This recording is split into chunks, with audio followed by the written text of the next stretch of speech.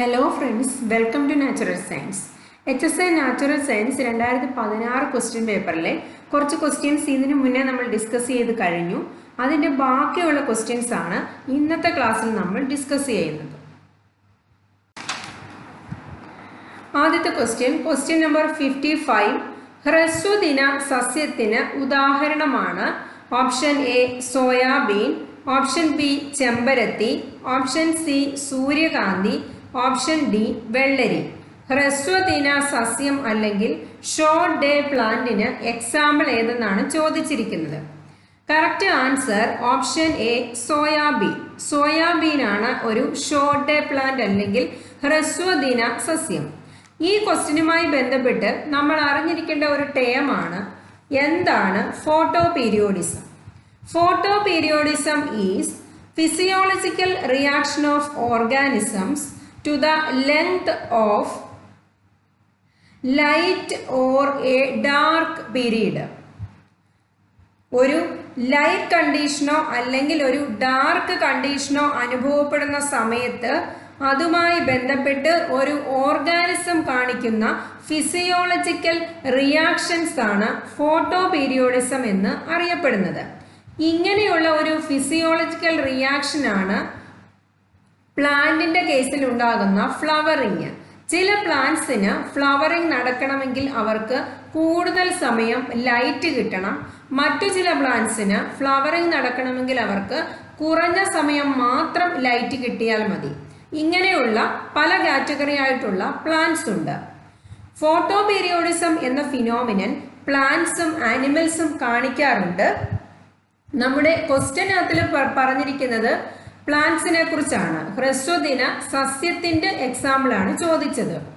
അതുകൊണ്ട് തന്നെ ഫോട്ടോ പീരിയോഡിസവുമായി ബന്ധപ്പെട്ട് പ്ലാന്റ്സിനെ എങ്ങനെയാണ് ക്ലാസിഫൈ ചെയ്യുന്നത് എന്ന് നമുക്ക് നോക്കാം. ഫോട്ടോ പീരിയോഡിസവുമായി ബന്ധപ്പെട്ട് പ്ലാന്റ്സിനെ 3 കാറ്റഗറിയായി ക്ലാസിഫൈ ചെയ്യുന്നു. ഷോർട്ട് ഡേ പ്ലാന്റ് അല്ലെങ്കിൽ ഹ്രസ്വദിന സസ്യം, ലോങ് ഡേ പ്ലാന്റ്, മറ്റൊന്നാണ് day neutral plants. Short day plant എന്ന് പറഞ്ഞാൽ ഈ ഒരു കാറ്റഗറിയിൽ വരുന്ന സസ്യങ്ങൾക്ക് ഒരു ക്രിട്ടിക്കൽ ലെങ്തിനേക്കാളും കുറഞ്ഞ സമയം മാത്രം ലൈറ്റ് കണ്ടീഷൻ കിട്ടിയാൽ മതി അവരുടെ ഫ്ലവറിങ് സാധ്യമാകുന്നതിന്. ക്രിട്ടിക്കൽ ടൈമിനേക്കാളും വളരെ കുറഞ്ഞ സമയം മാത്രം ലൈറ്റ് കിട്ടിയാൽ പോലും ഫ്ലവറിങ് നടക്കുന്നവരാണ് ഹ്രസ്വദിന സസ്യങ്ങൾ. ഇങ്ങനെയുള്ള ഷോർട്ട് ഡേ പ്ലാന്റ്സിന് എക്സാമ്പിൾ ആണ് chrysanthemum, rice, soybean, onion. Chrysanthemum, rice, soybean, onion. മറ്റൊരു ക്ലാസിഫിക്കേഷൻ ആണ് ലോങ് ഡേ പ്ലാന്റ്സ്.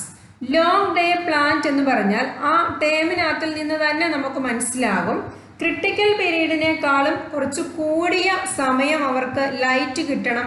എന്ത് നടക്കണമെങ്കിൽ? ആ പ്ലാന്റ്സിന്റെ ഫ്ലവറിങ് നടക്കണമെങ്കിൽ ക്രിട്ടിക്കൽ ടൈമിനേക്കാളും കൂടിയ അളവിൽ ലൈറ്റ് കിട്ടിയാൽ മാത്രം ഫ്ലവറിങ് നടക്കുന്നവരാണ് എന്ത്? Long day plants. ഈ കാറ്റഗറിയിൽ വരുന്ന പ്ലാന്റ്സിന് എക്സാമ്പിൾ ആണ് hibiscus, lettuce, spinach, radish, potato. Hibiscus, lettuce, spinach, radish, potato. Next day neutral plants. Day neutral plants means ലൈറ്റിന്റെ പ്രസൻസ് കൂടിയ സമയമായാലും കുറഞ്ഞ സമയമായാലും അതൊന്നും ഈ പ്ലാന്റ്സിന്റെ ഫ്ലവറിങ്ങിനെ ബാധിക്കുന്നില്ല. ലൈറ്റിന്റെ പ്രസൻസ് കൂടിയ സമയമായാലും കുറഞ്ഞ സമയമായാലും അതൊന്നും ഈ കാറ്റഗറിയിൽ വരുന്ന പ്ലാന്റ്സിന്റെ ഫ്ലവറിങ്ങിനെ ബാധിക്കുന്നില്ല. ഡേ ന്യൂട്രൽ കാറ്റഗറിയിൽ വരുന്ന പ്ലാന്റ്സിന് എക്സാമ്പിൾ ആണ് tomato, corn, cucumber, sunflower. Tomato, corn, cucumber, sunflower. Next question 56ാമത്തെ ക്വസ്റ്റ്യൻ. അശുദ്ധ രക്തം വഹിക്കുന്ന രക്തക്കുഴലുകൾ ഏതാണ്? അശുദ്ധ രക്തം അല്ലെങ്കിൽ ഇംപ്യൂർ ബ്ലഡ്, അതായത് ഓക്സിജന്റെ കോൺസെൻട്രേഷൻ വളരെ കുറഞ്ഞ ബ്ലഡ് അല്ലെങ്കിൽ കാർബൺ ഡൈ ഓക്സൈഡിന്റെ അളവ് കൂടിയ ബ്ലഡ് വഹിക്കുന്ന രക്തക്കുഴലുകൾ ഏതാണ്? ഓപ്ഷൻ എ മഹാധമനി, ഓപ്ഷൻ ബി ശ്വാസകോശ സിര, ഓപ്ഷൻ സി വൃക്ക ധമനി, ഓപ്ഷൻ ഡി ശ്വാസകോശ ധമനി. ഇതിന്റെ കറക്റ്റ് ആൻസർ ഓപ്ഷൻ ഡി ആണ്, ശ്വാസകോശ ധമനി. ശ്വാസകോശ ധമനിയാണ് അശുദ്ധ രക്തം വഹിക്കുന്ന രക്തക്കുഴലുകൾ. ഈ ക്വസ്റ്റ്യനുമായി ബന്ധപ്പെട്ട് നമ്മൾ അറിഞ്ഞിരിക്കേണ്ട 2 ടേംസ് ഉണ്ട്. നോർമൽ കേസിൽ അശുദ്ധ രക്തം എപ്പോഴും കാണപ്പെടുന്നത് സിരകളിലാണ്. നമ്മുടെ സിരകളിൽ എപ്പോഴും കാണപ്പെടുന്നത് അശുദ്ധ രക്തമാണ് നോർമൽ കേസിൽ. ഇനി ശുദ്ധരക്തം കാണപ്പെടുന്ന ഒരേ ഒരു സിര മാത്രമേ ഉള്ളൂ, അതാണ് ശ്വാസകോശ സിര. നോർമൽ കേസിൽ സിരകളിൽ കാണപ്പെടുന്നത് അശുദ്ധ രക്തമാണ്. എന്നാൽ ശുദ്ധരക്തം കാണപ്പെടുന്ന ഒരു സിരയുണ്ട്, അതാണ് ശ്വാസകോശ സിര അല്ലെങ്കിൽ പൾമനറി വെയിൻ. ഈ ശ്വാസകോശ സിരയുടെ ഫംഗ്ഷൻ എന്ന് പറയുന്നത് ലങ്സിൽ നിന്നും ശുദ്ധരക്തത്തിനെ ഹാർട്ടിലേക്ക് എത്തിക്കുക. ലങ്സിൽ നിന്നും ശുദ്ധരക്തത്തിനെ, അതായത് ഓക്സിജൻ റിച്ച് ആയിട്ടുള്ള ബ്ലഡിനെ ലങ്സിൽ നിന്നും ഹാർട്ടിലേക്ക് കൊണ്ടുപോകുന്നതാണ് ശ്വാസകോശ സിര. ഈ ശ്വാസകോശ സിര മാത്രമാണ് ശുദ്ധരക്തത്തിനെ കൊണ്ടുപോകുന്നത്. ബാക്കി എല്ലാ സിരകളിലും എപ്പോഴും കാണപ്പെടുന്നത് അശുദ്ധ രക്തമാണ്. സെക്കൻഡ് കണ്ടീഷൻ, ശുദ്ധരക്തം എപ്പോഴും കാണപ്പെടുന്നത് ധമനികളിലാണ്. ശുദ്ധരക്തം എപ്പോഴും കാണപ്പെടുന്നത് ധമനി അല്ലെങ്കിൽ ആർട്ടറികളിലാണ്. എന്നാൽ അശുദ്ധ രക്തം കാണപ്പെടുന്ന ഒരേ ഒരു ആർട്ടറിയാണ് പൾമനറി ആർട്ടറി അല്ലെങ്കിൽ ശ്വാസകോശ ധമനി. അപ്പോൾ ഓർത്തിരിക്കേണ്ട 2 പോയിന്റ്സുകൾ, നോർമൽ കേസിൽ സിരകളിൽ കാണുന്നത് അശുദ്ധ രക്തമാണ്. ഇനി ശുദ്ധരക്തം കാണുന്ന ഒരേ ഒരു സിരയാണ് ശ്വാസകോശ സിര. നോർമൽ കേസിൽ ധമനികളിൽ കാണപ്പെടുന്നതാണ് ശുദ്ധരക്തം. ഇനി അശുദ്ധരക്തം കാണപ്പെടുന്ന ഒരേ ഒരു ധമനിയാണ് ഏത്? ശ്വാസകോശ ധമനി. നമ്മുടെ 56 ക്വസ്റ്റ്യന്റെ ആൻസർ വരുന്നത് ഓപ്ഷൻ ഡി ആണ്, ശ്വാസകോശ ധമനിയാണ്. നെക്സ്റ്റ് ക്വസ്റ്റ്യൻ, ചിപ്കോ പ്രസ്ഥാനത്തിന്റെ ഫലമായി ജനങ്ങളിൽ ഉണ്ടായ മനോഭാവം എന്താണ്? ചിപ്കോ മൂവ്മെന്റിന്റെ ഫലമായി ജനങ്ങളിൽ ഉണ്ടായ മനോഭാവം എന്താണ്? ഓപ്ഷൻ എ സസ്യങ്ങളെ സംരക്ഷിക്കുവാനുള്ള മനോഭാവം, ഓപ്ഷൻ ബി ജന്തുക്കളെ സംരക്ഷിക്കുവാനുള്ള മനോഭാവം, ഓപ്ഷൻ സി പ്രകൃതി വിഭവങ്ങളെ സംരക്ഷിക്കുവാനുള്ള മനോഭാവം, ഓപ്ഷൻ ഡി ഇവയെല്ലാം. ഇതിന്റെ ആൻസർ വരുന്നത് ഓപ്ഷൻ ഡി ആണ്. ഓപ്ഷൻ എയും ബിയും സിയും ഈ 3 മനോഭാവങ്ങളും ചിപ്കോ മൂവ്മെന്റിന്റെ ആഫ്റ്റർ ഇഫക്റ്റായി ജനങ്ങളിൽ ഉണ്ടായിട്ടുണ്ട്. ഇനി നമുക്ക് നോക്കാം എന്താണ് ചിപ്കോ പ്രസ്ഥാനം. ചിപ്കോ മൂവ്മെന്റ് അല്ലെങ്കിൽ ചിപ്കോ പ്രസ്ഥാനം എന്ന് പറയുന്നത് സുന്ദർലാൽ ബഹുഗുണ എന്ന ഗാന്ധിയൻ ആക്ടിവിസ്റ്റിന്റെ നേതൃത്വത്തിൽ തുടങ്ങിയ ഒരു മൂവ്മെന്റ് ആണ്. സുന്ദർലാൽ ബഹുഗുണ എന്നറിയപ്പെടുന്നത് ഒരു ഗാന്ധിയൻ ആക്ടിവിസ്റ്റ് ആയിരുന്നു. അതുപോലെ തന്നെ അദ്ദേഹം ഒരു ഫിലോസഫർ കൂടിയായിരുന്നു. ഇദ്ദേഹത്തിന്റെ നേതൃത്വത്തിൽ തുടങ്ങിയ ഒരു ഫോറസ്റ്റ് കൺസർവേഷൻ മൂവ്മെന്റ് ആണ് ചിപ്കോ പ്രസ്ഥാനം. സുന്ദർലാൽ ബഹുഗുണയുടെ നേതൃത്വത്തിൽ തുടങ്ങിയ ഒരു ഫോറസ്റ്റ് കൺസർവേഷൻ മൂവ്മെന്റ് ആണ് ചിപ്കോ പ്രസ്ഥാനം. ഇത് 1973 ഏപ്രിൽ മാസത്തിൽ ഉത്തരാഖണ്ഡിലാണ് ആരംഭിച്ചത്. 1973 ഏപ്രിൽ മാസത്തിൽ ഉത്തരാഖണ്ഡിലാണ് ചിപ്കോ മൂവ്മെന്റ് ആരംഭിച്ചത്. ചിപ്കോ മൂവ്മെന്റിന്റെ സ്ലോഗനാണ് ecology is permanent economy. Ecology is permanent economy എന്നത് ചിപ്കോ മൂവ്മെന്റിന്റെ സ്ലോഗനാണ്. ഈ ഒരു പ്രസ്ഥാനത്തിന്റെ പ്രവർത്തനങ്ങൾ, അതായത് ചിപ്കോ മൂവ്മെന്റിന്റെ പ്രവർത്തനങ്ങൾ അവസാനിച്ചത് 1980 അന്നാണ് ഫോറസ്റ്റ് കൺസർവേഷൻ ആക്ട് നിലവിൽ വന്നത്. 1980 ഫോറസ്റ്റ് കൺസർവേഷൻ ആക്ട് വന്ന സാഹചര്യത്തിലാണ് ചിപ്കോ മൂവ്മെന്റിന്റെ പ്രവർത്തനങ്ങൾ അവസാനിപ്പിച്ചത്. ചിപ്കോ മൂവ്മെന്റിനെ മറ്റൊരു പേര് കൂടി പറയപ്പെടുന്നുണ്ട്, hug the tree movement. Hug the tree movement എന്നാണ് ചിപ്കോ മൂവ്മെന്റിന്റെ മറ്റൊരു പേര്. ചിപ്കോ മൂവ്മെന്റുമായി ബന്ധപ്പെട്ട ഒരു നേതാവിന്റെ പേര് നമ്മൾ പറഞ്ഞു കഴിഞ്ഞു. ഈ ഒരു പ്രസ്ഥാനം തുടങ്ങിയത് തന്നെ സുന്ദർലാൽ ബഹുഗുണ എന്ന ഗാന്ധിയൻ ആക്ടിവിസ്റ്റ് ആണെന്ന് നമ്മൾ പറഞ്ഞു കഴിഞ്ഞു. ഇനി ചിപ്കോ മൂവ്മെന്റുമായി ബന്ധപ്പെട്ട ഒരു വനിതാ നേതാവ് കൂടിയുണ്ട്. അവരുടെ പേരാണ് ഗൗരിയ ദേവി. ഗൗരിയ ദേവി എന്ന വനിതാ നേതാവും ചിപ്കോ മൂവ്മെന്റുമായി ബന്ധപ്പെട്ടതാണ്. Next question 58 question. നൈട്രജൻ സ്ഥിരീകരണ ബാക്ടീരിയ അല്ലാത്തതേത്? നൈട്രജൻ സ്ഥിരീകരണ ബാക്ടീരിയ അല്ലാത്തതേത്? Option A azotobacter, option B clostridium, option C acetomycin, option D rhizobium.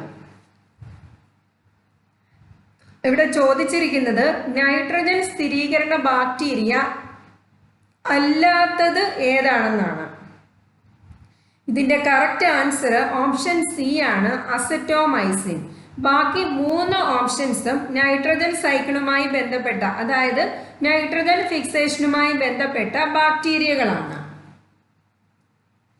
ഇതില്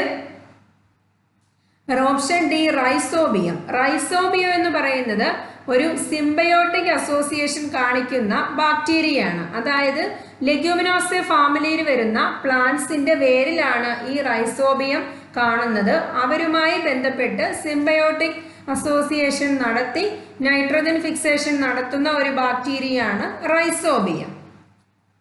ഇനി ക്ലോസ്ട്രിഡിയം എന്ന് പറയുന്നത് ഒരു ഫ്രീ ലിവിംഗ് നൈട്രജൻ ഫിക്സിംഗ് ബാക്ടീരിയയാണ്. ഫ്രീ ലിവിംഗ് നൈട്രജൻ ഫിക്സിംഗ് ബാക്ടീരിയയാണ് ക്ലോസ്ട്രിഡിയം. അസറ്റോബാക്ടർ എന്ന് പറയുന്നതും ഒരു ഫ്രീ ലിവിംഗ് നൈട്രജൻ ഫിക്സിംഗ് ബാക്ടീരിയയാണ്. അപ്പോൾ റൈസോബിയം എന്ന് പറയുന്നത് നൈട്രജൻ ഫിക്സിംഗ് ബാക്ടീരിയയാണ്, എന്നാൽ ഇത് സിംബയോട്ടിക് അസോസിയേഷൻ കാണിക്കുന്നവരാണ്. ഏതു പ്ലാന്റുമായി ബന്ധപ്പെട്ട്? ലെഗുമിനോസെ ഫാമിലിയിൽ വരുന്ന പ്ലാന്റ്സിന്റെ റൂട്ടിലാണ് ഇവർ കാണുന്നത്. അവരുമായി ബന്ധപ്പെട്ട് സിംബയോട്ടിക് നൈട്രജൻ ഫിക്സേഷൻ നടത്തുന്നവരാണ് റൈസോബിയം. എന്നാൽ അസറ്റോബാക്ടറും ക്ലോസ്ട്രീഡിയവും നൈട്രജൻ ഫിക്സിംഗ് ബാക്ടീരിയയാണ്, എന്നാൽ അവർ ഫ്രീ ലിവിംഗ് ആണ്. ഫ്രീ ലിവിംഗ് നൈട്രജൻ ഫിക്സിംഗ് ബാക്ടീരിയയാണ് അസറ്റോബാക്ടറും ക്ലോസ്ട്രീഡിയവും. 59th question. ഉന്തിയ വയർ, തുറിച്ച കണ്ണുകൾ, നീർക്കെട്ട് ബാധിച്ച കാലുകൾ എന്നിവ ഏത് രോഗത്തിന്റെ ലക്ഷണങ്ങളാണ്? ഉന്തിയ വയർ, തുറിച്ച കണ്ണുകൾ, നീർക്കെട്ട് ബാധിച്ച കാലുകൾ എന്നിവ ഏത് രോഗത്തിന്റെ ലക്ഷണങ്ങളാണ്? Option A marasmus, option B kwashiorkor, option C rickets, option D down syndrome. Correct answer option B kwashiorkor ആണ്. ക്വാഷിയോർക്കർ എന്ന് പറയുന്നത് ഒരു പ്രോട്ടീൻ ഡെഫിഷ്യൻസി രോഗമാണ്. പ്രോട്ടീൻ ഡെഫിഷ്യൻസി മൂലം ഉണ്ടാകുന്ന, പ്രോട്ടീൻ അല്ലെങ്കിൽ മാംസ്യത്തിന്റെ അഭാവം മൂലം ഉണ്ടാകുന്ന ഒരു രോഗമാണ് ക്വാഷിയോർക്കർ. ഇത് മെയിനായിട്ട് കാണപ്പെടുന്നത് കുട്ടികൾക്കാണ് ഇത് കാണപ്പെടുന്നത്. അതുപോലെ തന്നെ ഫുഡ് റിസോഴ്സ് ഒക്കെ ഒരുപാട് ലിമിറ്റഡ് ആയിട്ടുള്ള ഏരിയാസിലാണ് ഇത് കാണാറുള്ളത്. പട്ടിണിയൊക്കെ ഉള്ള സ്ഥലങ്ങളിലാണ് ക്വാഷിയോർക്കർ എന്ന് പറയുന്ന ഡിസീസ് കോമൺ ആയിട്ട് കാണുന്നത്. അതുപോലെ തന്നെ 18 മാസത്തിൽ കൂടുതൽ പ്രായമുള്ള കുട്ടികൾക്കാണ് മെയിനായിട്ടും ക്വാഷിയോർക്കർ കാണുന്നത്. മറ്റൊരു ഡിസീസാണ് റിക്കറ്റ്സ്.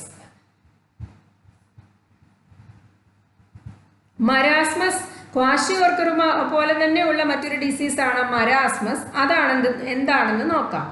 മരാസ്മസ് എന്ന് പറയുന്നതും ഒരു ന്യൂട്രിയന്റ് ഡെഫിഷ്യൻസി ഡിസീസാണ്. ക്വാഷിയോർക്കർ എന്ന് പറയുന്നത് ന്യൂട്രിയൻ ഡെഫിഷ്യൻസി ഡിസീസ് ആണ്. എന്നാൽ മെയിനായിട്ടും അത് മാംസ്യത്തിന്റെ അഭാവം കൊണ്ടാണ് ഉണ്ടാകുന്നത്. അതുപോലെ തന്നെ 18 മാസത്തിൽ കൂടുതലുള്ള കുട്ടികൾക്കാണ് ക്വാഷിയോർക്കർ കാണുന്നത്. എന്നാൽ മരാസ്മസ് എന്ന് പറയുന്നത് എല്ലാ ന്യൂട്രിയൻസിന്റെയും, ഒരെണ്ണത്തിന്റെ പേരെടുത്ത് പറയാതെ കോമൺ ആയിട്ടുള്ള ന്യൂട്രിയൻസിന്റെ ഡെഫിഷ്യൻസി കൊണ്ടാണ് മരാസ്മസ് ഉണ്ടാകുന്നത്. അതുപോലെ മരാസ്മസ് കാണപ്പെടുന്നത് 1 വയസ്സിൽ താഴെയുള്ള കുട്ടികൾക്കാണ്. 1 വയസ്സിൽ, അതായത് 12 മാസത്തിൽ താഴെയുള്ള കുട്ടികൾക്കാണ് മരാസ്മസ് ഉണ്ടാകുന്നത്. ക്വാഷിയോർക്കർ ആണെങ്കിൽ 18 മാസത്തിൽ കൂടുതൽ പ്രായമുള്ള കുട്ടികൾക്കാണ് കാണപ്പെടുന്നത്. റിക്കറ്റ്സ് എന്താണെന്ന് നോക്കാം. വൈറ്റമിൻ ഡിയുടെ ഡെഫിഷ്യൻസി ഉണ്ടാകുമ്പോൾ ഉണ്ടാകുന്ന ഒരു അവസ്ഥയാണ് റിക്കറ്റ്സ്. വൈറ്റമിൻ ഡി കുറയുമ്പോൾ ഇൻഡസ്റ്റൈനിൽ നിന്നും കാൽസ്യത്തിന്റെ റീ അബ്സോർപ്ഷൻ ബോഡി നടത്തുന്നു. വൈറ്റമിൻ ഡി ഉണ്ടെങ്കിലാണ് നമുക്ക് കാൽസ്യം ഒക്കെ നമ്മുടെ ഫുഡിൽ നിന്നും ശരീരത്തിന് അബ്സോർബ് ചെയ്തെടുക്കാൻ സാധിക്കുന്നത്. എന്നാൽ വൈറ്റമിൻ ഡി ഡെഫിഷ്യൻസി ഉണ്ടാകുമ്പോൾ നമ്മുടെ ഇൻഡസ്റ്റൈനിൽ നിന്നും കാൽസ്യത്തിന്റെ റീ അബ്സോർപ്ഷൻ, കാൽസ്യത്തിനെ ഇൻഡസ്റ്റൈനിൽ, അതായത് നമ്മുടെ ഫുഡിൽ നിന്നും കാൽസ്യത്തിനെ എടുക്കാൻ ബോഡിക്ക് സാധിക്കാതെ വരുന്നു. അങ്ങനെയുള്ള സാഹചര്യങ്ങളിൽ ശരീരം നമ്മുടെ എല്ലുകളിൽ സ്റ്റോർ ചെയ്ത് വെച്ചിരിക്കുന്ന കാൽസ്യത്തിനെ അവിടെ നിന്നും റീ അബ്സോർബ് ചെയ്യും. ഇങ്ങനെ വരുന്ന സമയത്ത് നമ്മുടെ അസ്ഥികൾക്ക് ഉണ്ടാകുന്ന ഒരു ബെൻഡിങ് ആണ് റിക്കറ്റ്സ് എന്ന് പറയപ്പെടുന്നത്. വൈറ്റമിൻ ഡി ഡെഫിഷ്യൻസി അല്ലെങ്കിൽ കാൽസ്യം ഡെഫിഷ്യൻസി ഉണ്ടാകുന്ന സമയത്ത് കുട്ടികൾക്കാണ് ഈ ഡിസീസ് കൂടുതലായും കാണപ്പെടുന്നത്. അവരുടെ അസ്ഥികൾക്ക് ഉണ്ടാകുന്ന ബെൻഡിങ് ആണ് റിക്കറ്റ്സ് എന്ന് പറയപ്പെടുന്നത്. ഇനി അസ്ഥികളുമായി ബന്ധപ്പെട്ടുണ്ടാകുന്ന മറ്റൊരു ഡിസീസാണ് ഓസ്റ്റിയോമലേഷ്യ. ഓസ്റ്റിയോമലേഷ്യ എന്ന് പറയുന്ന ഡിസീസ് കാണുന്നത് കുട്ടികൾക്കും അതുപോലെ തന്നെ മുതിർന്നവർക്കും ഒരുപോലെ കാണാറുണ്ട്. കുട്ടികൾക്കും മുതിർന്നവർക്കും ഒരുപോലെ കാണപ്പെടുന്ന അസ്ഥിയുമായി ബന്ധപ്പെട്ട മറ്റൊരു ഡിസീസാണ് ഓസ്റ്റിയോമലേഷ്യ. ഓസ്റ്റിയോമലേഷ്യ ഉണ്ടാകുന്നതും ഡെഫിഷ്യൻസി ഓഫ് മിനറൽസ് ഇൻ ബോൺസിന് മിനറൽസിന്റെ ഡെഫിഷ്യൻസി ഉണ്ടാകുമ്പോഴാണ് ഓസ്റ്റിയോമലേഷ്യ ഉണ്ടാകുന്നത്. ഈ ഓസ്റ്റിയോമലേഷ്യ ഉള്ളവർക്ക് കാണപ്പെടുന്നത് സോഫ്റ്റ് ബോൺസ് ആയിരിക്കും. അവരുടെ അസ്ഥികൾക്ക് തീരെ കട്ടി കുറവായിരിക്കും. അസ്ഥികളുമായി ബന്ധപ്പെട്ട മറ്റൊരു ഡിസീസാണ് ഓസ്റ്റിയോപോറോസിസ്. ഓസ്റ്റിയോപോറോസിസ് എന്ന് പറഞ്ഞാൽ പ്രായമാകുന്നവർക്ക് കാൽസ്യം ആവശ്യത്തിന് കിട്ടാതെ വരുമ്പോൾ അവരുടെ അസ്ഥിക്ക് പൊട്ടലുണ്ടാകുന്നു. ഇങ്ങനെ അസ്ഥികൾക്ക് പൊട്ടലുണ്ടാകുന്നതാണ് ഓസ്റ്റിയോപോറോസിസ് എന്ന് അറിയപ്പെടുന്നത്. Next down syndrome. Down syndrome എന്ന് പറയുന്നത് നമ്മൾ മുമ്പത്തെ ക്ലാസ്സുകളിൽ ഇതിനെപ്പറ്റി ഡിസ്കസ് ചെയ്തതാണ്. ഇതൊരു ക്രോമസോമൽ അനോമാലിറ്റിയാണ് ഡൗൺ സിൻഡ്രോം എന്ന് പറയുന്നത്. 60ാമത്തെ ക്വസ്റ്റ്യൻ, രക്തം കട്ട പിടിക്കുന്നതിന് ആവശ്യമായ വൈറ്റമിൻ ഏതാണ്? Option A vitamin A, option B vitamin C, option C vitamin D, option D vitamin K. രക്തം കട്ട പിടിക്കുന്നതിന് ആവശ്യമായിട്ടുള്ളത് വിറ്റാമിൻ കെ ആണ്. ഓപ്ഷൻ ഡി വിറ്റാമിൻ കെ ആണ് രക്തം കട്ട പിടിക്കുന്നതിന് ആവശ്യമായ വൈറ്റമിൻ. ഈ വൈറ്റമിൻ്റെ ഡെഫിഷ്യൻസി ഉണ്ടാകുമ്പോൾ നമുക്ക് കാണപ്പെടുന്നതാണ് സ്റ്റോപ്പ് ചെയ്യാൻ പറ്റാത്ത പോലെ ബ്ലീഡിങ് നടക്കുന്നു. അതായത് രക്തം കട്ട പിടിക്കുന്നില്ല, ബ്ലീഡിങ് അൺകൺട്രോൾഡ് ആയിട്ട് ബ്ലീഡിങ് ഉണ്ടാവുന്നതാണ് വൈറ്റമിൻ കെയുടെ ഡെഫിഷ്യൻസി. വൈറ്റമിൻ സി എന്ന് പറയുന്നത് സിട്രസ് കാറ്റഗറിയിലുള്ള ഫ്രൂട്ട്സിൽ കാണപ്പെടുന്ന ഒരു വൈറ്റമിൻ ആണ്. അതിൻ്റെ മറ്റൊരു പേരാണ് അസ്കോർബിക് ആസിഡ്. ഇതിൻ്റെ ഡെഫിഷ്യൻസിയാണ് സ്കർവി എന്ന ഡിസീസ്. ഇനി വൈറ്റമിൻ ഡി എന്ന് പറയുന്നത് സൺലൈറ്റിൽ നിന്നുമാണ് നമ്മുടെ ബോഡിക്ക് ഉൽപ്പാദിപ്പിക്കാൻ സാധിക്കുന്നത്. സൺലൈറ്റിൻ്റെ പ്രസൻസിൽ ബോഡി ഉൽപ്പാദിപ്പിക്കുന്ന ഒരു വൈറ്റമിൻ ആണ് വൈറ്റമിൻ ഡി. ഡിയുടെ ഡെഫിഷ്യൻസി നമ്മൾ തൊട്ട് മുന്നേ പറഞ്ഞു കഴിഞ്ഞിരുന്നു. ഡിയുടെ ഡെഫിഷ്യൻസി കൊണ്ടുണ്ടാകുന്ന രോഗമാണ് റിക്കറ്റ്സ് അല്ലെങ്കിൽ കണ എന്ന് പറയുന്നത്. ഇനി വൈറ്റമിൻ എ എന്ന് പറയുന്നത് ഇലവർഗ്ഗങ്ങളിലുള്ള വൈറ്റമിൻ ആണ് വൈറ്റമിൻ എ. ഇതിന്റെ ഡെഫിഷ്യൻസി കൊണ്ട് മെയിൻ ആയിട്ടുണ്ടാകുന്ന ഒരു ഡിസീസാണ് നിശാന്തത. 61ാമത്തെ ക്വസ്റ്റ്യൻ, സസ്യങ്ങളിൽ ഫലങ്ങൾ പഴുക്കുന്നതിന് സഹായിക്കുന്ന ഹോർമോണുകൾ ഏതാണ്? പ്ലാന്റ്സിൽ ഫലങ്ങൾ പഴുക്കുന്നതിന് സഹായിക്കുന്ന hormones. Option A auxin, option B gibberellin, option C cytokinin, option D ethylene. Correct answer option D ആണ്, എത്തിലീൻ. എത്തിലീൻ എന്ന് പറയുന്നത് ഫ്രൂട്ട്സ് റൈപ്പനിങ്ങിന്, അതായത് ഫലങ്ങൾ പാകമാകുന്നതിന് സഹായിക്കുന്ന ഒരു പ്ലാന്റ് ഹോർമോൺ ആണ്. അതുപോലെ തന്നെ ഇതൊരു ഗേഷ്യസ് പ്ലാന്റ് ഹോർമോൺ ആണ്, വാതകാവസ്ഥയിലുള്ള ഹോർമോൺ ആണ് എത്തിലീൻ. നെക്സ്റ്റ്, സൈറ്റോകൈനിൻ എന്ന് പറയുന്നത് പ്ലാന്റിന്റെ സെൽ ഡിവിഷന്, സെല്ലിന്റെ നമ്പർ കൂടുന്നതിന് സഹായിക്കുന്നതാണ് സൈറ്റോകൈനിൻ. ഓക്സിൻ എന്ന് പറയുന്നത് എപ്പിക്കൽ ഡോമിനൻസിന് സഹായിക്കുന്നതാണ്, അതായത് പ്ലാന്റിന് മുകളിലേക്ക് നീളം വെച്ച് പോവുക, നീളം കൂടി കൂടി പോകുന്നതിന് സഹായിക്കുന്നതാണ് ഓക്സിൻ. ഗിബർലിൻ എന്ന് പറയുന്നത് സൈഡിലേക്ക് പുതിയ ബ്രാഞ്ചുകൾ വരുന്നതിന് സഹായിക്കുന്ന ഹോർമോൺ ആണ് ഗിബർലിൻ. അപ്പോൾ എത്തിലിൻ എന്ന് പറയുന്നത് ഒരു ഗേഷ്യസ് പ്ലാന്റ് ഹോർമോൺ ആണ്, അത് ഫ്രൂട്ട് റൈപ്പനിങ്ങിന് സഹായിക്കുന്നു. സൈറ്റോകൈനിൻ എന്ന് പറയുന്നത് സെൽ ഡിവിഷന് സഹായിക്കുന്നു. ഓക്സിൻ സഹായിക്കുന്നത് എപ്പിക്കൽ ഡോമിനൻസ്, ഗിബർലിൻ സഹായിക്കുന്നത് സൈഡിലേക്ക് പുതിയ ബ്രാഞ്ചുകൾ വരുന്നതിന്. ക്വസ്റ്റ്യൻ നമ്പർ 62, ജീവികളുടെ ക്രോമസോമുകളുടെ എണ്ണം സെറ്റായി വർദ്ധിക്കുന്ന തരം ഉൽപരിവർത്തനം ഏതാണ്? ക്രോമസോമിന്റെ എണ്ണം ഒരു സെറ്റായിട്ടാണ് വർദ്ധിക്കുന്നതെങ്കിൽ അത് ഏത് തരം ഉൽപരിവർത്തനമാണ്? Option A euploidy, option B aneuploidy, option C trisomy, option D tetrasomy. Correct answer option A ആണ്, യൂപ്ലോയിഡി. ക്രോമസോമൽ അനോമലീസിൽ വരുന്ന ഒരു ഗ്രൂപ്പാണ് numerical anomalies. Numerical anomalies means ക്രോമസോമിന്റെ എണ്ണത്തിൽ, അതായത് ക്രോമസോമിന്റെ നമ്പറിൽ വരുന്ന വ്യത്യാസമാണ്. ഒന്നുകിൽ ഒരു ക്രോമസോം കൂടുതൽ വരുന്നു, അല്ലെങ്കിൽ അതിന്റെ നമ്പർ കുറഞ്ഞു വരുന്നു. ഇങ്ങനെയുള്ളതാണ് ന്യൂമറിക്കൽ അബ്നോർമാലിറ്റീസ് എന്ന കാറ്റഗറിയിൽ വരുന്നത്. ന്യൂമറിക്കൽ അബ്നോർമാലിറ്റീസിനെ തന്നെ വീണ്ടും രണ്ടായി ക്ലാസിഫൈ ചെയ്യുന്നുണ്ട്. അവയാണ് അന്യൂപ്ലോയിഡിയും യൂപ്ലോയിഡിയും. ന്യൂമറിക്കൽ അബ്നോർമാലിറ്റീസിനെ രണ്ടായി തരംതിരിക്കുന്നു, അന്യൂപ്ലോയിഡി എന്നും യൂപ്ലോയിഡി എന്നും. അന്യൂപ്ലോയിഡി എന്നും യൂപ്ലോയിഡി എന്നും.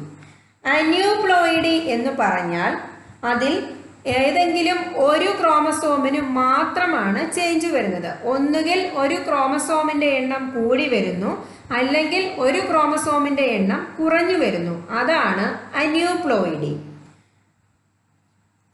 അന്യൂപ്ലോയിഡിയിൽ വരുന്ന രണ്ട് ടൈപ്പാണ് ട്രൈസോമിയും ടെട്രാസോമിയും. ട്രൈസോമി എന്ന് പറഞ്ഞാൽ ഒരു ക്രോമസോമിന്റെ എണ്ണം കൂടി വരുന്നു, അതാണ് ട്രൈസോമി. അതായത് 2n എന്ന കണ്ടീഷന്റെ കൂടെ +1 കൂടെ വന്നാൽ അതാണ് ട്രൈസോമി. ടെട്രാസോമി എന്ന് പറഞ്ഞാൽ 2nന്റെ കൂടെ +2 കൂടെ വരുന്നു, അതാണ് ടെട്രാസോമി. അന്യൂപ്ലോയിഡി എന്നതിനെ വീണ്ടും രണ്ടായി തിരിക്കുന്നുണ്ട്. ട്രൈസോമി എന്ന് പറഞ്ഞാൽ 2n+1, ടെട്രാസോമി എന്ന് പറഞ്ഞാൽ 2n+2. ഇനി ന്യൂമറിക്കൽ അബ്നോർമാലിറ്റീസിലുള്ള രണ്ടാമത്തെ കാറ്റഗറിയാണ് യൂപ്ലോയിഡി. യൂപ്ലോയിഡി എന്ന് പറഞ്ഞാൽ അവിടെ ഒരു ക്രോമസോം എണ്ണത്തിലല്ല, അത് ഒരു എൻറ്റയർ സെറ്റായിട്ടാണ് മൾട്ടിപ്ലൈ ചെയ്ത് വരുന്നത്, അതാണ് യൂപ്ലോയിഡി. യൂപ്ലോയിഡിയിൽ വരുന്നവയാണ് triploid condition, polyploid condition, tetraploid condition തുടങ്ങിയവ. യൂപ്ലോയിഡിക്ക് എക്സാമ്പിൾ ആണ് ഡിപ്ലോയിഡ്, ട്രിപ്ലോയിഡ്, പോളിപ്ലോയിഡ്, ടെട്രാപ്ലോയിഡ് തുടങ്ങിയവ. നെക്സ്റ്റ് ക്വസ്റ്റ്യൻ, പ്ലാസ്മിഡുകളുടെ സവിശേഷത അല്ലാത്തത് ഏതാണ്? പ്ലാസ്മിഡുകളുടെ സവിശേഷത അല്ലാത്തത് ഏതാണ്? ഓപ്ഷൻ എ ക്ലോണിംഗ് വെക്ടറുകളാണ്. ഓപ്ഷൻ ബി റെസ്ട്രിക്ഷൻ എൻസൈമുകളുടെ വിഭജന തലമുണ്ട്. ഓപ്ഷൻ സി ലാംഡ ഫേജിൽ നിന്നും കൃത്രിമമായി ഉണ്ടാക്കുന്നവയാണ്. ഓപ്ഷൻ ഡി സ്വയം വിഭജിക്കുവാനുള്ള ശേഷി ഉള്ളവയാണ്. ആക്ച്വലി ഈ ക്വസ്റ്റ്യൻ ക്യാൻസൽ ചെയ്തതാണ്. കാരണം ഈ കൊടുത്തിരിക്കുന്ന 4 പോയിന്റ്സും പ്ലാസ്മിഡുകളുടെ ക്യാരക്ടറാണ്, പ്ലാസ്മിഡുകളുടെ സവിശേഷതയാണ് 4 ഓപ്ഷൻസിലും വരുന്നത്. അതിൽ പ്ലാസ്മിഡിന്റെ സവിശേഷത അല്ലാത്ത ഒരു പോയിന്റ് ഇതിൽ കൊടുത്തിട്ടില്ല. അതുകൊണ്ട് തന്നെ ഈ ക്വസ്റ്റ്യൻ ക്യാൻസൽ ചെയ്തതാണ്. 64 ക്വസ്റ്റ്യൻ, ഡൗൺ സിൻഡ്രോം രോഗികളിൽ കാണുന്ന ക്രോമസോമിന്റെ ഘടന എങ്ങനെയാണ്? ഡൗൺ സിൻഡ്രോം എന്ന രോഗികളിൽ കാണുന്ന ക്രോമസോമിന്റെ ഘടന എങ്ങനെയാണ്? Option A 45+X, option B 45+XX, option C 44XXY, option D 44XXX, അതായത് 3X. ഇതിന്റെ ആൻസർ ഏതാണെന്ന് ആദ്യം നോക്കാം. ആൻസർ ഓപ്ഷൻ ബി ആണ്. 45XX ആണ് ഡൗൺ സിൻഡ്രോം ഉള്ള രോഗികളിൽ കാണുന്ന ക്രോമസോമിന്റെ സ്ട്രക്ചർ. ഇനി എന്താണ് ഡൗൺ സിൻഡ്രോം എന്ന് നോക്കാം. ഡൗൺ സിൻഡ്രോം എന്ന് പറയുന്നത് ഒരു ക്രോമസോമൽ അനോമലിയാണ്. ഡൗൺ സിൻഡ്രോം കാണുന്ന രോഗികളിൽ കാണുന്ന ക്രോമസോമിന്റെ ചേഞ്ച് എന്ന് പറയുന്നത് ട്രൈസോമി 21 ആണ്. അതായത് 21ാമത്തെ ക്രോമസോമിന് ഒരു ട്രൈസോമിക് കണ്ടീഷനാണ് കാണുന്നത്.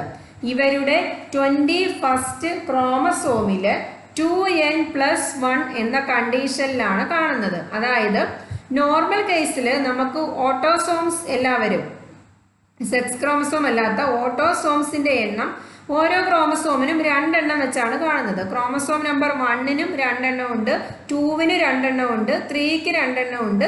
അങ്ങനെ 22ാമത്തെ പേർ വരെയും 2 എണ്ണം വെച്ചിട്ടാണ് കാണപ്പെടുന്നത്. എന്നാൽ ഡൗൺ സിൻഡ്രോം കാണുന്ന വ്യക്തികൾക്ക് അവരുടെ 21ാമത്തെ ക്രോമസോമിന് 3 എണ്ണം കാണുന്നുണ്ട്. 2 എണ്ണമല്ല, അതിന് 1 എണ്ണം കൂടി കൂടുതലാണ് കാണുന്നത് ഡൗൺ സിൻഡ്രോമില്. ഡൗൺ സിൻഡ്രോമിന്റെ കണ്ടീഷൻ എന്ന് പറയുന്നത് ട്രൈസോമി 21 അല്ലെങ്കിൽ 21st ക്രോമസോമിന്റെ സ്ട്രക്ചർ എന്ന് പറയുന്നത് 2n+1 എന്നാണ്. ഇവർക്ക് കാണപ്പെടുന്നത് 44 ഓട്ടോസോംസും അതിൻ്റെ കൂടെ ഒരു 21ാമത്തെ ക്രോമസോമിന് 1 എണ്ണം കൂടെ കൂടി വരുന്നു. അങ്ങനെ ടോട്ടൽ 45 ഓട്ടോസോംസ് ആണ് അവർക്ക് കാണപ്പെടുന്നത്. അതാണ് ഈ 45 എന്ന് കൊടുത്തിരിക്കുന്നത്. അതിൻ്റെ കൂടെ ഒന്നുകിൽ അവർ XX അല്ലെങ്കിൽ XY ആയിരിക്കാം. അപ്പം ഡൗൺ സിൻഡ്രോം കാണുന്ന രോഗികളുടെ ക്രോമസോമിന്റെ സ്ട്രക്ചർ എന്ന് പറയുന്നത് അവർക്ക് നോർമൽ കേസിൽ കാണുന്നത് പോലെ തന്നെ 44 ഓട്ടോസോംസ് ഉണ്ട്. അതിൻ്റെ കൂടെ 21ാമത്തെ ക്രോമസോമിന് ഒരു ട്രൈസോമിക് കണ്ടീഷനൂടെ കാണപ്പെടുന്നു. അങ്ങനെ വരുമ്പോൾ അവർക്ക് മുഴുവൻ 45 ഓട്ടോസോംസ് ആണ് കാണുന്നത്. ഇതാണ് ഡൗൺ സിൻഡ്രോം കാണുന്ന രോഗികൾക്കുള്ള ക്രോമസോമിന്റെ സ്ട്രക്ചർ. 65ാമത്തെ ക്വസ്റ്റ്യൻ, C4 സസ്യങ്ങളുടെ പ്രത്യേകത എന്താണ്? C4 സസ്യങ്ങൾ അല്ലെങ്കിൽ C4 പ്ലാന്റ്സ് എന്ന് പറയുന്ന കാറ്റഗറിയിലുള്ള പ്ലാന്റ്സിന്റെ പ്രത്യേകത ഏതാണ്? ഓപ്ഷൻ എ ഉഷ്ണമേഖലയിലെ സസ്യങ്ങളുടെ അനുകൂലന, ഓപ്ഷൻ ബി പ്രകാശ സംശ്ലേഷണം വൃന്ദാവൃതി കോശങ്ങളിൽ നടക്കുന്നു, ഓപ്ഷൻ സി കാൽവിൻ ചക്രം ആരംഭിക്കുന്നത് ഓക്സാലോ അസറ്റിക് ആസിഡിൽ നിന്നുമാണ്, ഓപ്ഷൻ ഡി ഇവയെല്ലാം പ്രത്യേകതകളാണ്. ഇതിൻ്റെ കറക്റ്റ് ആൻസർ ഓപ്ഷൻ ഡി ആണ്, ഇവയെല്ലാം. ആദ്യത്തെ 3 ചോയ്സും ഇതിൻ്റെ ക്യാരക്ടേഴ്സ് ആണ്. ഓപ്ഷൻ എയും ബിയും സിയും C4 പ്ലാന്റ്സിന്റെ പ്രത്യേകതയാണ്. ഇനി കുറച്ച് C4 പ്ലാന്റ്സിന്റെ എക്സാമ്പിൾ നോക്കാം. മെയ്സ്, സ്വർഗം, ഷുഗർ കെയിൻ എന്നൊക്കെ അറിയപ്പെടുന്നത് C4 പ്ലാന്റ്സ് ആണ്. മെയ്സ് അല്ലെങ്കിൽ ചോളം. അതുപോലെ ഈ ഒരു കാറ്റഗറിയിൽ വരുന്ന മറ്റൊരു പ്ലാന്റ് ആണ് സ്വർഗം, പിന്നെ ഷുഗർ കെയിൻ. ഇത് മൂന്നും C4 പ്ലാന്റ്സ് ആണ്. ഈ C4 പ്ലാന്റ്സ് കാണിക്കുന്ന പാത്വേ ആണ് C4 പാത്വേ.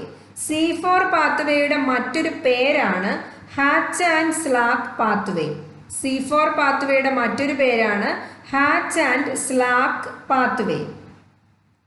C4 സൈക്കിളിലെ ആദ്യത്തെ സ്റ്റേബിൾ കോമ്പൗണ്ട്, അതായത് first stable compound in C4 cycle എന്നറിയപ്പെടുന്നത് OAA അല്ലെങ്കിൽ ഓക്സാലോ അസറ്റിക് ആസിഡ് ആണ്. ഓക്സാലോ അസറ്റിക് ആസിഡ് ആണ് ഇതിൻ്റെ ഫസ്റ്റ് സ്റ്റേബിൾ കോമ്പൗണ്ട് എന്ന് അറിയപ്പെടുന്നത്. അതുപോലെ തന്നെ ഈ സൈക്കിളിലെ ആദ്യത്തെ കാർബൺ ഡൈ ഓക്സൈഡ് അക്സെപ്റ്ററായി വരുന്നത് PEP ആണ്, അല്ലെങ്കിൽ ഫോസ്ഫോ ഈനോൾ പൈറൂവേറ്റ്. അപ്പോൾ C4 സൈക്കിളിലെ ഫസ്റ്റ് സ്റ്റേബിൾ കോമ്പൗണ്ട് എന്ന് പറയുന്നത് ഒരു 4 കാർബൺ കോമ്പൗണ്ട് ആണ്. അതുകൊണ്ടാണ് ഈ സൈക്കിളിന് C4 സൈക്കിൾ എന്ന് പേര് ലഭിച്ചത്. ആ 4 കാർബൺ കോമ്പൗണ്ട് ആണ് OAA അല്ലെങ്കിൽ ഓക്സാലോ അസറ്റിക് ആസിഡ്. ഈ സൈക്കിളിലെ ആദ്യത്തെ കാർബൺ ഡൈ ഓക്സൈഡ് അക്സെപ്റ്റർ ആണ് PEP അല്ലെങ്കിൽ ഫോസ്ഫോ ഈനോൾ പൈറൂവേറ്റ്. C4 പ്ലാന്റ്സിന് എക്സാമ്പിൾ ആണ് maize, sorghum, sugarcane. Next question, അച്ഛൻ്റെ രക്തഗ്രൂപ്പ് എയും അമ്മയുടെ രക്തഗ്രൂപ്പ് ബിയും ആയാൽ അവർക്കുണ്ടാകുന്ന കുട്ടികളുടെ രക്തഗ്രൂപ്പ് ഇതിൽ ഏതാണ്? Option A B, AB, O. Option B AB. Option C A group O group. Option D AB ഗ്രൂപ്പും O ഗ്രൂപ്പും. ഇതിൻ്റെ കറക്റ്റ് ആൻസർ ഓപ്ഷൻ എ ആണ്. അച്ഛൻ്റെ ഗ്രൂപ്പ് എയും അമ്മയുടെ ഗ്രൂപ്പ് ബിയും ആയാൽ അവർക്കുണ്ടാകുന്ന കുട്ടികൾക്ക് ഒന്നുകിൽ അച്ഛൻ്റെ എ ഗ്രൂപ്പ് വരാം, അല്ലെങ്കിൽ അമ്മയുടെ ബി ഗ്രൂപ്പ് വരാം. ഇനി അച്ഛൻ്റെ അമ്മയുടെയും എയും ബിയും ചേർന്നിട്ട് AB ഗ്രൂപ്പും വരാം. ഇതൊന്നുമല്ലെങ്കിൽ അവർക്ക് O ഗ്രൂപ്പും വരാനുള്ള സാധ്യതയുണ്ട്. 67ാമത്തെ ക്വസ്റ്റ്യൻ, മൈക്രോസ്പോറോജെനിസിസിൽ അവസാനത്തെ ഡിപ്ലോയിഡ് കോശങ്ങൾ ഏതാണ്? മൈക്രോസ്പോറോജെനിസിസിൽ അവസാനത്തെ ഡിപ്ലോയിഡ് കോശങ്ങൾ ഏതാണ്? ഓപ്ഷൻ എ മൈക്രോസ്പോറുകൾ, option B microsporangia, option C microspore mother cell, option D ആന്തറുകൾ. ഇതിൻ്റെ കറക്റ്റ് ആൻസർ വരുന്നത് ഓപ്ഷൻ സി ആണ്. മൈക്രോസ്പോർ മദർ സെല്ലാണ് ആൻസർ. മൈക്രോസ്പോറോജെനിസിസിലെ അവസാനത്തെ ഡിപ്ലോയിഡ് കോശങ്ങൾ മൈക്രോസ്പോർ മദർ സെല്ലുകളാണ്. മൈക്രോസ്പോറോജെനിസിസ് എന്ന് പറഞ്ഞാൽ ഫോർമേഷൻ ഓഫ് മൈക്രോസ്പോർ ആണ്. മൈക്രോസ്പോർ അല്ലെങ്കിൽ പോളൻ ഗ്രെയിൻസ് ഉണ്ടാകുന്ന പ്രോസസ്സിന് പറയുന്ന പേരാണ് മൈക്രോസ്പോറോജെനിസിസ്.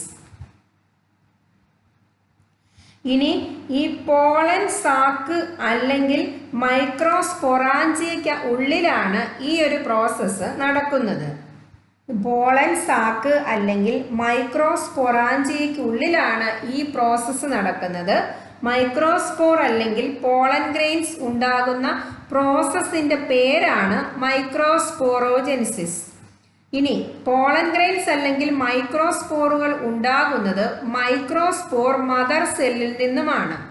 ഇതിന് മിയോസിസ് നടന്നതിന് ശേഷമാണ് മൈക്രോസ്പോറുകൾ ഉണ്ടായി വരുന്നത്. അതുകൊണ്ട് തന്നെ ഈ പ്രോസസ്സിലെ അവസാനം കാണപ്പെടുന്ന ഡിപ്ലോയിഡ് സെൽസ് എന്ന് പറയുന്നത് മൈക്രോസ്പോർ മദർ സെല്ലുകൾ ആണ്. ഇന്ന് നമ്മൾ ഡിസ്കസ് ചെയ്ത ക്വസ്റ്റ്യനും ആൻസേഴ്സും എല്ലാം എല്ലാവർക്കും മനസ്സിലായി എന്ന് വിശ്വസിക്കുന്നു. തുടർന്നുള്ള ക്വസ്റ്റ്യനും അതിൻ്റെ ആൻസറുകളുമായി വീണ്ടും കാണാം. Thank you.